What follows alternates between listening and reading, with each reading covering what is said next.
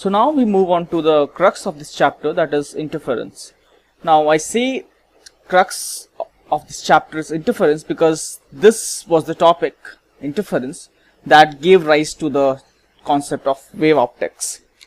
Now what happened was, there was a scientist called Thomas Young. He performed a very well-known experiment which we'll be studying, that is the Young's double slit experiment.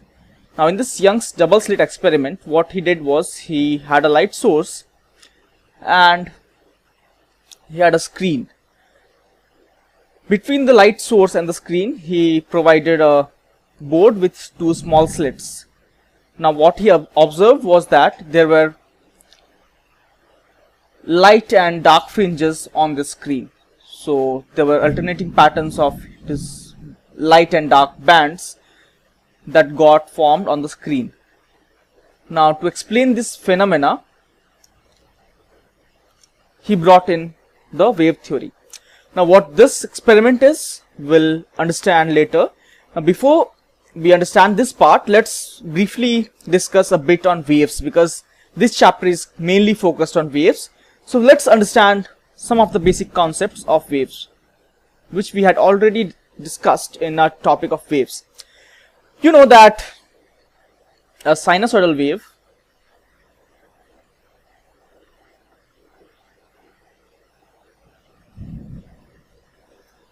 looks something like this.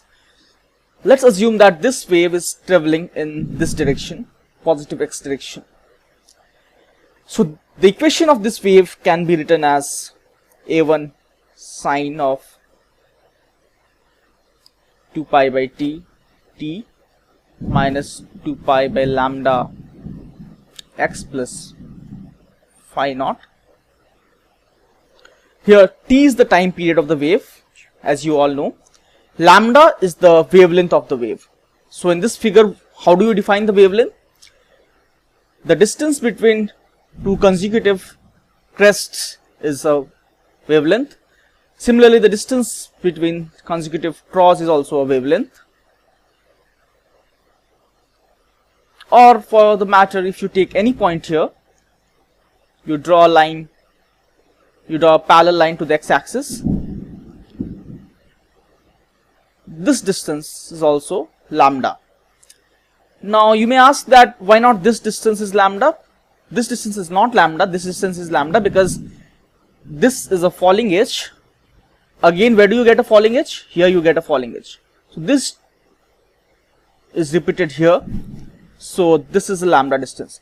Or in other words, you can say that if you move a distance lambda ahead, you get a repeated position. For example, here I moved a distance lambda, so I got a maxima again. Here I moved a distance lambda, I got a maxima again. Here I moved a distance lambda, I got the same point, and this slope is a falling slope in both the cases. Okay, so that is lambda.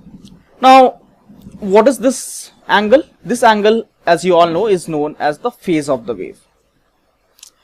Now here, if I fix x, let's say I have fixed x to this point, x1. So this point is fixed. Now here you see that as you have fixed x, this portion has been fixed.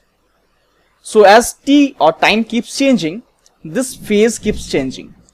Now as this phase or this angle keeps changing, the sine of this angle also keeps changing. Now as the sine of this angle keeps changing, as you all know, the sine can vary, sine of some angle can vary from -1 to 1. So as sine of some angle varies from -1 to 1, at x1, y varies from -a1 to a1. So you see that because of this changing phase or this changing angle, the displacement of the particle at location x1 keeps changing from -a1 to a1. When this angle is 0, the particle as it is at its mean position. When this angle is maximum or sine of this angle is maximum, then the particle is at its maxima. When this sine is minimum, then y is equal to -a1, or the displacement here is minimum at -a1. Now you can see that, okay, so this was the case with x1. Now if I move a distance lambda, what do I get? as I move a distance lambda, I get a particle which has also the same displacement as the displacement at x1. You see that I have moved a distance lambda. I got a position of the particle which is same as this position. Or for the fact, if I move a distance of 2 lambda, again I get a position which is same as this position. So that means when I'm from a point x1, if I move a distance of n lambda, I keep on getting same displacements in y direction. So how do I justify that? I can justify that by this fact. Let's say that here at x1, this phase is alpha. Now if I add 2 pi to this, then the sign of angle remains same, because sine alpha plus 2 pi is also equal to sine of alpha. Here I had a1 sine of alpha. This angle I took as alpha, whole angle. Again I have sine of alpha as I added 2 pi. So I get the same value of y, since this angle is same. So that means addition of 2 pi gives me the same value of y, and addition of or the movement in the forward direction of lambda gives me the same value of y position. So if I relate these two, I can say that when I add 2 pi to the phase, I am moving a distance of lambda. So if I add a distance of 4 pi, then also I get the same value of phase, because sine of alpha plus 4 pi is again sine of alpha. So a1 sine of alpha plus 4 pi is a1 sine alpha, which is equal to a1 sine alpha here. So when I added an angle of 4 pi, then also I got the same value of y, which I can relate with this figure as adding a distance of 2 pi. So I added a distance of lambda, that means adding an angle of 2 pi. I added a distance of 2 lambda, that means adding an angle of 4 pi.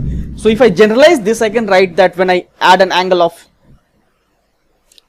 2k pi, this is similar to moving forward by a distance of k lambda.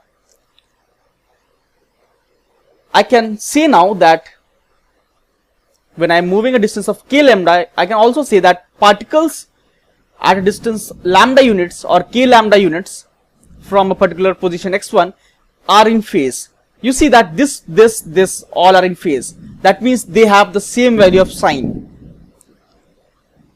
which also means that when this is at its maximum, this is also at its maximum, this also is at its maximum. When this reaches minimum, this also reaches minimum, this also reaches minimum.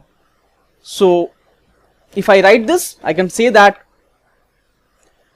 particles at a distance of k lambda, or particles when added with a phase of 2k pi, I get locations or I get positions in x direction where the particles are in phase. This is in phase with this is in phase with this, because sine of the angles here, here and here are the same.